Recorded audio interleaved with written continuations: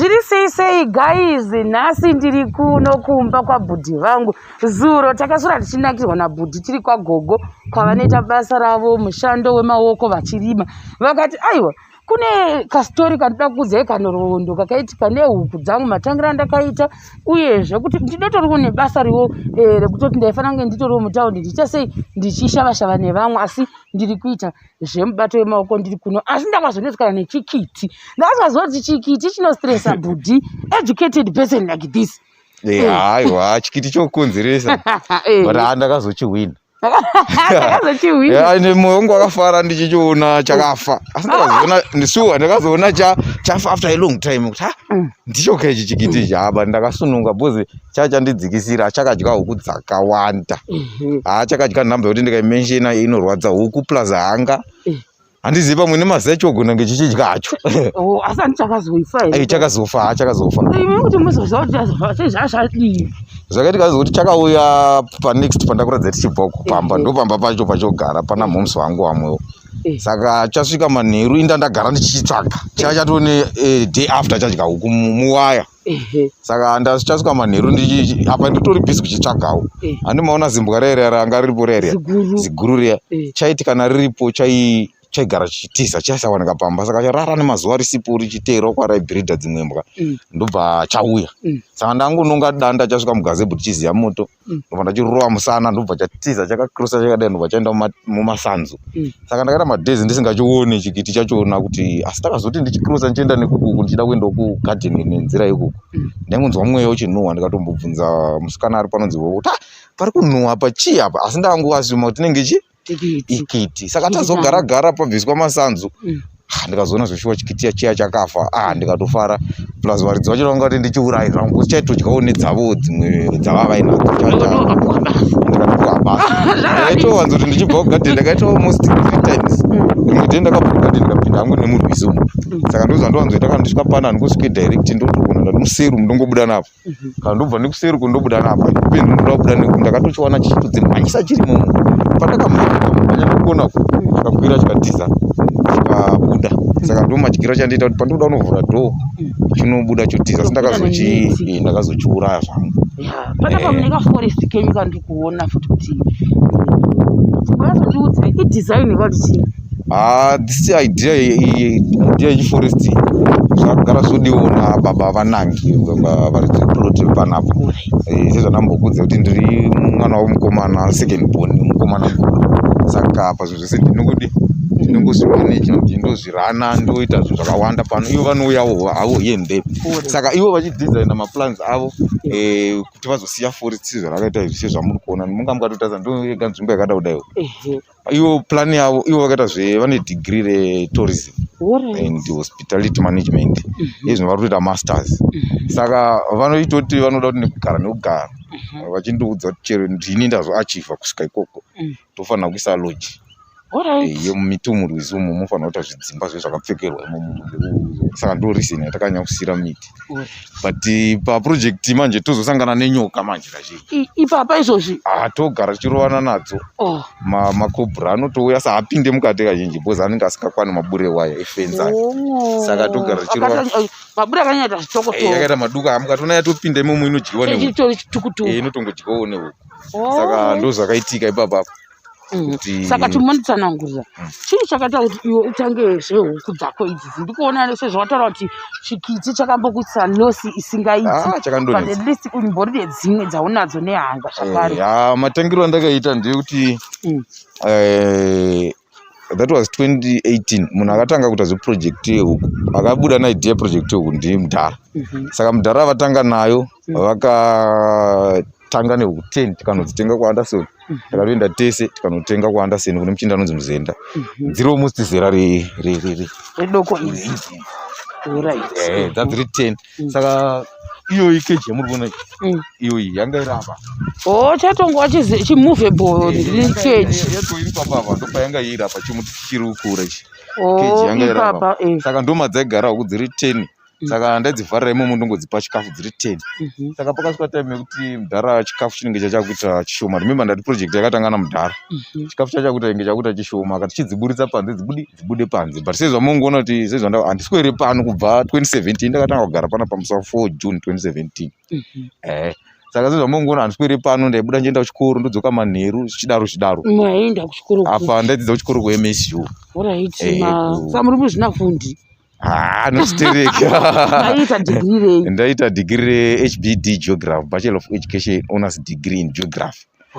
Ndodzidzisa geo at the same time royo ratakaita geo yachona kuMSU inokwanisa kukwana maindustry because tine mamodules akawanda na-environmental impact assessment, tina zvakawanda, she quality check, safety and health occupation, mamodules aina takaita, saka ndogona kutobudawo ndichienda muindustry negeo dzachona.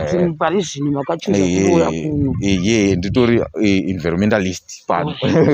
Saka muchiona zvinhu zvaina mamira zvangoita zvakasiyana nezvevamwe. Saka ndati mudhara vatanga kudaro ndobva kutadziburitsa panze, dzakabatwa musango museri mune sango ririmo zvichidzika zvakadai, dzaibatwa nezvikohwo ndichingowanawo dzashota. Then patakazobuda naidea tinotoda kuisa fence apa mudhara vakati rega nditenge fence nemapozi nechi, ndobva vatenga fence iyoyi. This thing chakareba about 15 meters by 8 here kudaiwo, ndobva vatenga fence. Ndobva vatenga fence ndobva vauya nayo. Ini ndakabva ndatofanira kuclear pese apo. Pavaitotaura ndatoda kuti fence iyo isvike kumudzira panyatsokura nditi, but pakatokura hapo situboza adzizare huko. Saka vatenga fence ndobva vaisa, ndobva tatora dzasara 6 ndobva taisa, ndobva vazowedzera dzimwe. Saka dzakatanga kuzochikandira. Ende mazuva iwo chikafu chaitengeka, even chebreeders chiya chehuku chiya chaitengeka. Saka vaitopa vane vajuma vachitenga nichingomaneja kusvika dzawanda. Saka pavakazotanga kutengesa, pekutanga vakatengesa dziri almost kuma20. Ndobva vaitawo mari yakawanda. Saka inini pandaitarisira semunhu airana project ane shungu yekuti ikure, ndaigara ndichivaudza kuti inini ndinoda kuti project iite sei ikure, ndoshungu dzangu ikurewo zvokuti munogona kutomenshena kuti kwanange kotengeswa huku from somewhere dzemaroad run. Saka ashuwa inofanira kukura ende vaisapotavo vachidaro. Saka pavakazotengesa takadhonzerana pakuti dzichiwedzera manje chikafu chiwande. Ndobva tambodaro tikadonha kuda, ndobva vazombopusha shoma dzasara dzikatanga futi kubereka. Saka ini pandakazotanga attachment. Wait a second. Kuna kuti huku dzakuchengeta pano dzotobereka? Idzi dzobereka idzi. Tikapinda mukatomo mune imwe iri kutorarira izvi. Ndaifunga kuti ndoyazi ngota dzemazai. Aiwa, aya masaso anokandira mazai ari fertilized. Ari fertile anoita kuti araririka butse hukwana. Saka topinda mukati. Saka vadaro manje ini ndopandakazonenda kuattachment semunhu ane shungu, ndikuona kuti project inoda kudonha achitakaisa fence pamba tine zvinhu zvakakwana zvinoita kuti huku dzichengeteke mukati. Ndopandakatanga anonzi mabhoshi. Mabhoshi angari ndakatenga ari 45. Ndakatenga kutaura kuti dziri kukwana dzakatohichewa. Ari 47 I mean.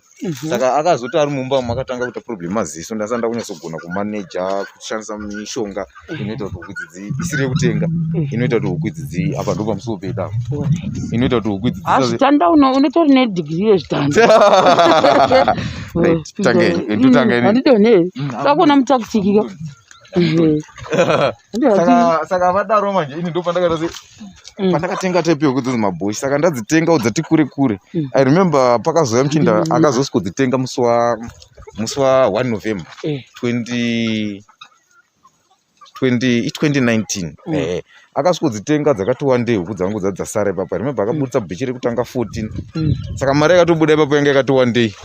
Ndobva ndanzi semunhu anogara ega ari kuenda kuchikoro zvanzi chiita se chibhadhara fees. Ndaida kuti tiende huku dzisarambe dzitinde huku. Semunhu anenge achibhadhara apa pana mupindani pana. Kune mumwe mukoho anadza ende saka idzabuda sei dziri kokoko? Dzinopuka nepasi apa ndizvo ndisingatori kupuka eze nikusenerera. Dzosenerera. Wanzi kupuka unowo tofunga kuti zvimwe kwakuti munhu wakashaka upuka. Aiwa shona yacho ndashona kwedu kutoti kupuka kupinda uchida ero. Alright. Roma pandakatenga huku dzangu idzodzo ndadzitengesa ndikazisimbokavha fees yako ungotengawo chikafu. Ndikati alright, ndobva ndatombodonha pasi. Saka pakasara almost kuma $20 nemuchinda angatenga huku iyo. So 1 January 2020 man. Ndopandadzokera kuchikoro. ndabva kuattachment ndo pandakazotenga miti tirimo muike ndo pandakazonotenga dzimwe huku 10 nechikafu chadzo mandasikodzisa muno ndobva ndatanga kumutsa project iyi haisisina mudhara mukati na 2020 haisisina mudhara mukati i 1 January 2020 haisisina mudhara mukati ndindega ndakuta se ndakuita dzavo dzapera vachina kwakwasara kuhanga ukoko saka kubva ipapo manje ndikangoti ndinanda kutengera huku dzachona nehanga chikafu nekutsvaga nechidaro saka dzedza dzanga dza 2020 dzedza dzandakatenga 1 January dzakuchikura manje dzakutanga kukandira ndo mawandira dzakatanga kuita I remember dzakatombowanda zvokuti idzi shoma asa saka pakazotanga mabhoshi muno mamo muno mune masaso osaya mabhoshi akada kuita sei iriye waiti rimuchirungu zvakatoita mabhoshi then iyo ndoona nchi inorarira iyo iri kukwizira iri kutorarira iyi kurara ndokukwizira kuti dzotsonyeka ishona inosiyana then umu ndo madzokandirira mukana dzakukandira saka apa ikozvo challenge yatika ndekuti ndichi dzakufanira kukandira but challenge yatika ndekuti zvinondondijojonya murumwa dzotoruma dzedzinenza seriously ndikangodzipa chikafu zobva zvapera saka ndo matangira andakabva ndazoita project ishi then kuhanga dzadziri shoma ndikatanga kudzibhirida ndichitenga mhunga dzikatanga kuwanda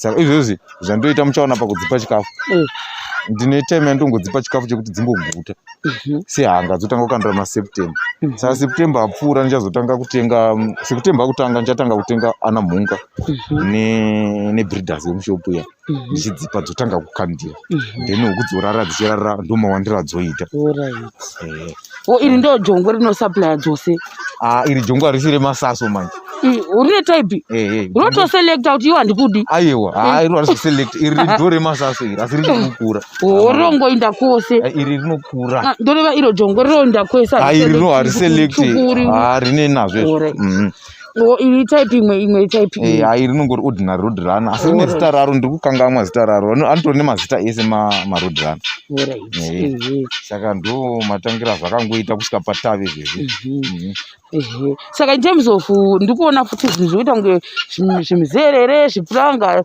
chii chikuitika apa Alright, apa main reason yatatakaisira mapuranga aya pakanaya mvura mvura yakanaisa zvokuti mamune madhaka mamusafambiki kudzengi kuti kamadhaka dzasina pekuumhara saka mudhara ndo pakatouya wakanditi wanga wadi kushandisa mapeletsi aya kukanda mukatomu dzitsike zvadzo ndobva atondibatsira kumaisa muno ndikatomaturika mapeletsi saka ndo mamwe kuti kana ari masikati dzomharawo dzichitambawo dzichimhara-mharawo seshiriwo so nemuti futi nemumiti but mumiti hadziwanzoende mudenga idzi tinowanzofarira miti ihanga hanga but manje dzikapinda mumuti hadzobhuri kubuda izvezvi hadzina hapana kana nemapapiro ndakacheka mukatarisa mapapiro ndakamacheka ese dzinobuda panze dzikabuda hadzidzoke ndosaka dzine zvigwishu dzikabuda panze hadzidzoke ndosaka ndakadzicheka musaka unotobata dziri doko tanga ucheka kana aimuona kusaidi ukoko kune neti ririko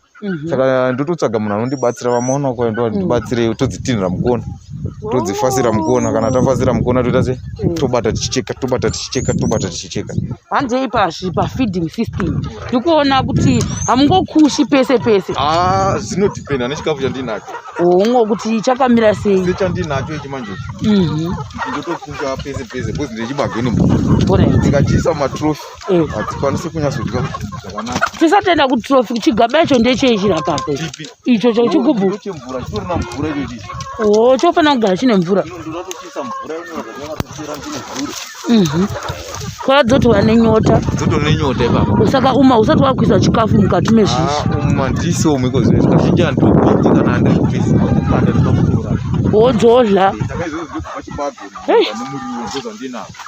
tiri kumuseum chickens museum Alright. Ko muno futi ndo mazotambira kwa. Ndo madzora. Zongozoya dzoga. Manheru dzo andivhari handisi dzongopinda. Zongo automatically dzongopinda dzoga muchini. Saka dzakanakira kuti kuzoiona matunguru nesa. Tomatora nomasagati. Mufudzi wakasimba iwo. Alright. Ehe. Kwenda kuti ndambonya soona kuhanga dzisina mapapi. Alright, mira ndangenda mbukanda chikafu. Akuya sokanda kuno. Kutadzivharira uko. Kuti dzisauye kuno bosi dzakazara kuno dzonetsa. Saka ndo chikafu chacho kaishi. Chikafu chacho. Saka hanzi chimba ndikubatire hwani wopinda nemvura ndopinda nemvura. Mira nditange ndakandira hanga. Ndo makandiro acho nadongoita. Nongomwaya. Kana dziri hanga dzedatonaka ibaba.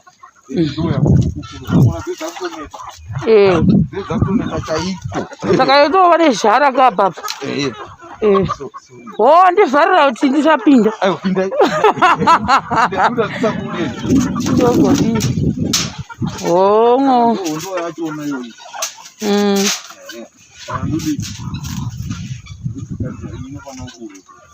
Kuti idle saudi woibvisa.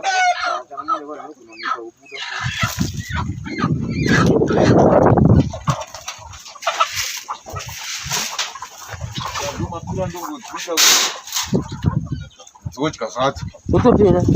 Saka kune chimwe futi chikuya. Chinenge chakawanda bhosi dzinoda dzaidza dzakasimba yakasiyana kuti dzakavharwa manje dzakasiyana nedziri kufamba pano. Ukangoramba uchidzipa chibage chete hadzisimba. Ko zvivangu nekuda kwei zvohla miti hazvioni zvesinga ndoimwe futi rizini yamakasiyira miti. Asi pane challenge chimwe chigondo chaimbouya so chachakutoziva chaitonyatsoskopinda chodii chotonatomhara chotolenda chaibata chero jongwe kondoiguruka ndo problem. Saka wakazodiwa wakazotevera ukaripura kana mero wakangorega kuzoya seiwo ndakazoteiwa. Plus zvimwe zvachona ndimwari vana vachitichengetera ndongogara ndega. Saka nadhawedzi uri bhachura kaiwe. Bachura uri bachura rine future. Uyu kuhanga uku ukudzola futi dzinokuda zvisingaiti. Plus une zvauinazvo dzinokudioniwa. Ko vamwe havazoti manje iwe se uchikandira pasi usingaisi zvigaba zvakanaka zvinongomwa tichoda zvigaba zvakanaka ndozvishandisa kana ndazotenga mameshi lesendi nemacreshi mameshi. Asi dzemagrade ungokanda nabasa sezodziriri huku dzechibhoyi kaindoko zvoonesana imomo zvoonesana. Alright. Saka but mabroiler afidwa achidaya zvakatosiyana. Haatonzaro inanza ndatombomachengetawo zvangu because anoda tension yakasimba. Saka wani huku ine une shamari sofa zhinji torenja pama6 zvichikwira. Alright. Pama6 zvichikwira. Saka wochisa usarongotora nechitemhe icho handikungosumudza papiri rakadero ndevama zvaunotori nebasa zvenhaiwe tori basa iri rotoda ropiwa mumwe munhu kuti aite because wangu handikunyebera ritori basa rotoda kutopiwa mumwe munhu kuti aite wodira muzvigaba umo. Zvigubhu zvochitizarei zvozara dzomwa zvacho. Saka apa kana zvataenda chaisa hamungoenda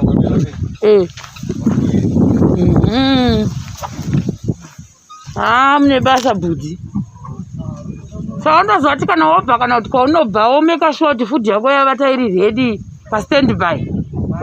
Ndikati nofanira kumeka sure kuti food yavata iri ready pastandby ka zvino kana ukabva pane ukasora usipo dzodlei nditomeka sure kuti ndasiya samwana anonda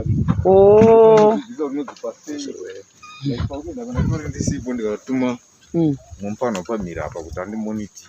Alright. Ko ngatidzokere panhau yekuti matiri dziri easy kumaintaina kudarika pamwe mabroiler.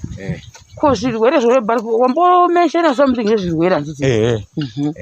Zvirwere zvinonzoitika common kuhuku ndizve maziso. Dzinoita maronda mumaziso dzotovhara kana dziri diki dzogona kutofa. Then chimwe chadzogona kuita kana dziri hukwana pane chavanoti chitosi. Then yavanoti nyukaso ye dzichi hororo iya inoita chirombe. Then chichi saka pakatangwa dzichengetawo unambosangana matambudziko. Ese ndotosangana nawo. But iwe zvinokuziya semunhu akatanga kare ka ndinotoona ndega kuti huku idzi dzakuda chakati. Plus iya inonzi prevention is better than cure. Ndongogara ndatodzipa zvinodiwa. Sezvanamboreva ndogona kushandisa mishonga isingatenga. Like for example pamaziso paya ndoshandisa garlic. Ndoitswanya ndoisa mumvura dzomwa for 3 days. Dzochinja. Then pane inonzi chitosi dzinonzoita kukwana ndoshandisa mhiripiri kutswanya futi ndoisa mumvura dzomwa. Ende padosi rega rega ritori dosi ranotaura dzofanira kumwa 3 days plus. For 3 days plus. Then kune yavanoti muringa ndinayo irapapo masidi zvachona zvaizvo zotswanywa zvinongopiwa zvinene kuti dziri kurwara kana asi zvinotongoita kuti dzite right. Then ana gavakava chichi. Saka iwo matreatments ako ari more of natural. Ndo ndotonyanya kushandisa kuti nditoti ndakapedzera kutenga kuti ndambotenga mishonga pahuku dzese kubva zvandatanga. Asi ndambotenga. Asi zvinotoita kutokunda mishonga yemushopu. Saka idzi hanga idzi hashtag no papiro. Idzi dzadzitobvumirwe mapapiro. Saka ndichatoenda nemunhenga wangu kandiendaita laki. Munhenga mugona chanza. Munhenga pana ndizoti saka munhenga wacho wakoshe. Ndisivi kukosha kwawo yakangozara. Saka tisatoya kupemberera mvura. Kune mari yedu inenge yabva mumaiwa wemaskochi. Ndotarisiro yachona iyoyo kuti pane pachipembererwa ndodzotojiwa. Kana magota uzoidana kwakakangamwa. Topembera tose kuti huku dzedu dziya. Aiwa ndichazama. Mudzidzisi. Ndichazama. Rova futi namba dzako zvakamborwa mune imwe video saka nhasi rova. Alright, namba dzangu inini 0776 320 319. Again. 776 320 319. 776 320 319. Dziri paWhatsApp pamakozi zvese. Tinofara but hanga ndinako usati wandudza kuti unotengesa kwatoita senda kwa huku. Hanga dzinotengeswa but apa sofa ndakamira kutengesa bhozi ndoda kuti pasizini yatiri kupinda. Handimozati hanga dzingokandiri pese pese.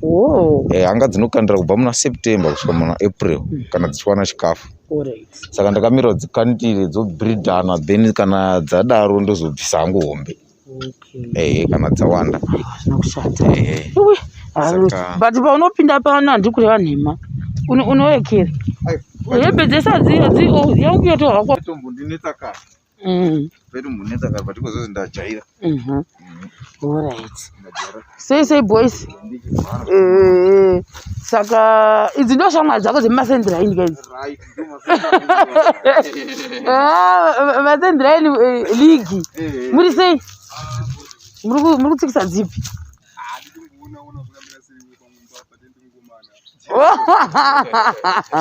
Alright. Anyway, unodzidzwa ipapo. Madzidzi hei. Ranaka.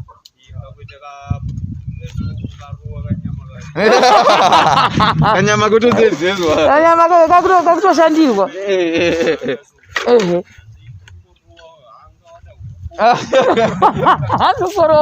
Ngorova kwese.